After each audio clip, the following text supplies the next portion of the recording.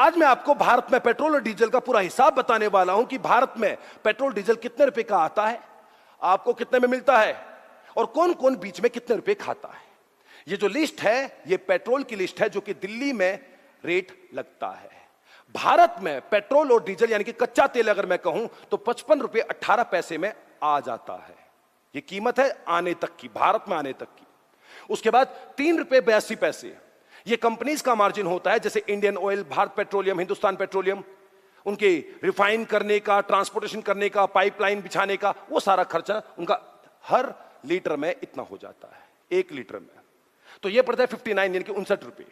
उसके बाद 19 रुपए वसूल करती है केंद्र सरकार एक्साइज ड्यूटी के तौर पर। केंद्र सरकार वसूल करती है इसमें 4 रुपए 40 पैसे पर लीटर, हर लीटर पर 4 रुपए 40 पैसे पेट्रोल पंप के मालिक का कमीशन हो जाता है, ताकि वो पेट्रोल पंप को संभाले, रख रखाव करे, अपने कर्मचारी को सैलरी दे। 15 रुपए 37 पैसे ये राज्य सरकार वैट के तौर पर वसूल करती है। वैट एक टैक्स के तौर पर वसूल करती है राज्य सरकार।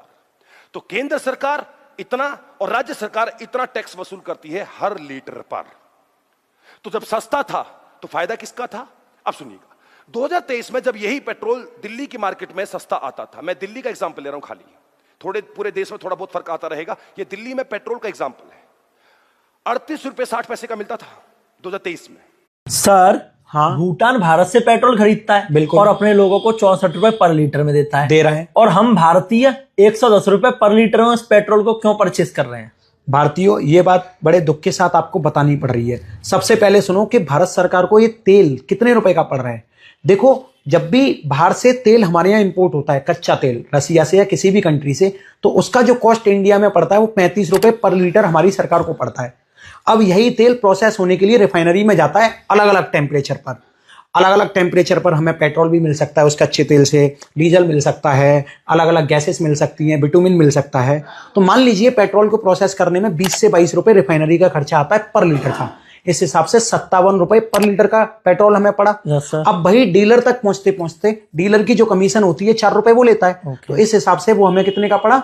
61 से 62 रुपए का पड़ता है। 61 से 62 रुपए पर लीटर का जो पेट्रोल होता है वो भूटान में जाते जाते 64 रुपए पर लीटर का होता है। ठीक है, तो भूटान की सरकार क्या है, पेट्रोल पे कोई ज्यादा टैक्स नहीं लेती है, इसीलिए वहां पे सस्ता मिल रहा है और इंडिया से ही जाता है भूटान में।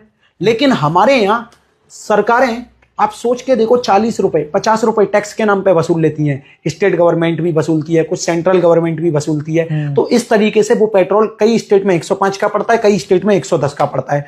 दारू, सिगरेट, बीड़ी, तंबाकू, इनसे भी ज्यादा अगर किसी चीज पे टैक्स लग रहा है तो वो पेट्रोल पे लगता है साहब, डीजल पे लगता है साहब। सबसे इंपॉर्टेंट